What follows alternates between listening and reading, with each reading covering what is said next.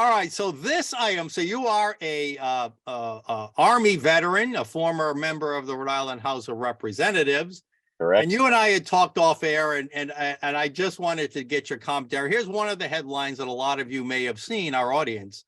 Fort Hood is now changing its name to Fort Cavazos. This is part of a national effort. John, what do you know about this national renaming? Well, Commission. essentially, it was determined that it was inappropriate to maintain the historical names of all of these posts, based on the fact that many of the posts that are south of the Mason-Dixon line are named after former Confederate generals. Fort Hood obviously was one of them that you mentioned. I mean, it's not just renaming of forts, but they're looking at renaming of ships and buildings and street names on public. I mean, it's basically a complete canceling of any government named anything related to the Confederacy, isn't it? I mean, I can't speak to the naval ships. I think that there was one naval ship that I know about that potentially had run afoul of the naming convention of not naming after Confederate war heroes. But that said, that's the direction that we're going into, and kind of a massive canceling of any reference to the Confederacy, which is, I mean, you can debate certainly the merits of whether or not that's a good idea.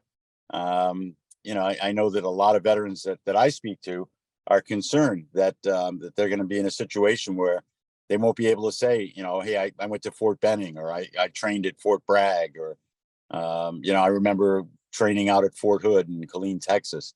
And so there's certainly a double-edged sword. I will tell you that it's hard to argue with the people that they've chosen to name them after. Fort Rucker, which was named after kind of a mid-level Confederate general. A.P. Hill, yeah. Which is where I trained, was at Fort Rucker. And Fort Rucker has been renamed Fort Novosel. And it's named after a guy named Guy Novosel, who was an absolutely extraordinary American Medal of Honor winner, Huey medevac pilot, made multiple extractions in Vietnam while wounded. And it's just that he used to come to before he passed away, he would come to every graduating class and do the Novosel lecture, where he told us about his history, his background. And he was just a great American. Fort Benning being renamed for Hal Moore. Many of in your audience, I'm sure, have seen the movie We Were Soldiers Once and Young.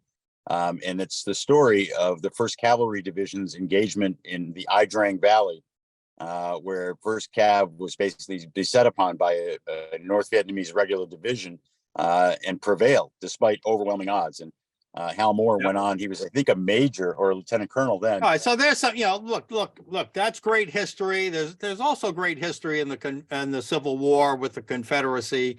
I just don't get it, but it is what it is. But beyond the moral and cultural and cancel culture and all that, there's a cost to all this. I mean, to change all the insignias, to change all the signs and everything that's referenced. I think I saw somewhere it's going to be close to $40 million to change the names. Yeah, I mean, I can't speak to that, but obviously you've got to chisel off the old one and put new ones in business cards, letterhead, virtually everything that's got the name of that military installation plastered across it has to be changed.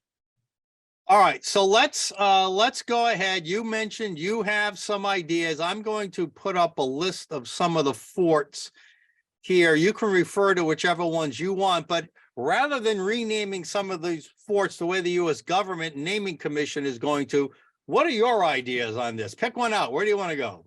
Well, somewhat tongue in cheek, obviously, but it occurred to me that it's not necessarily the name of the fort that's so troubling to people. It's who the fort is named after, right?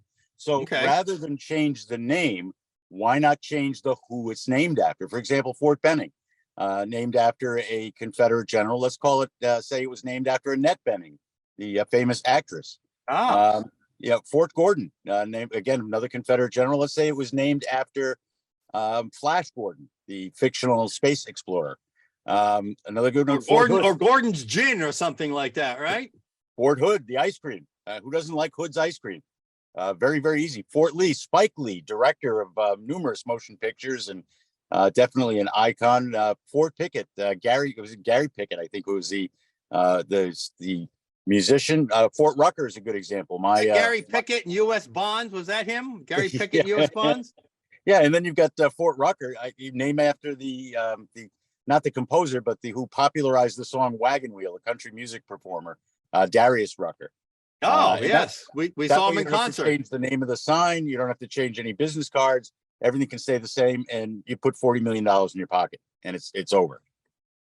Wow. So did you get your idea officially up the flagpole in the U.S. military somehow? Well, despite the fact that I mentioned it on the most popular radio show in Rhode Island on Saturdays between 11 and 2 on AM and FM, it achieved little notice, oddly, with Pentagon leadership, because I know they all listen to the John Laughlin show, which you can as well on WPRO Saturdays, 11 to 2. That's 6:30 AM and 99.7 FM. Also listen online at WPRO.com.